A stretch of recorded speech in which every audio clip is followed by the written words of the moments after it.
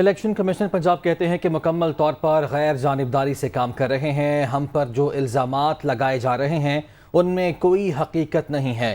سید گل نے کہا ہے کہ اپنا کام قانون کے مطابق کر رہے ہیں.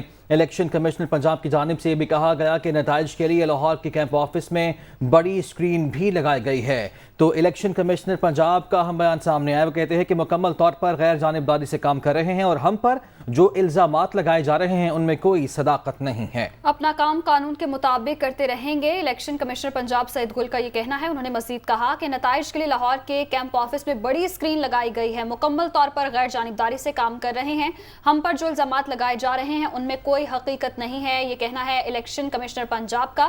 مزید کہا اپنا کام قانون کے مطابق کرتے رہیں گے.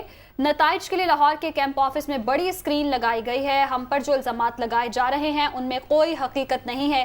یہ کہا گیا سید گل کی جانب سے. اپنا کام قانون کے مطابق کرتے رہیں گے. یہ بھی کہا گیا الیکشن کمشنر پنجاب سید گل کی جانب سے. مزید کہا کہ نتائج کے لیے لاہور کے کیمپ آفس میں بڑی اسکرین لگائی گئی ہے.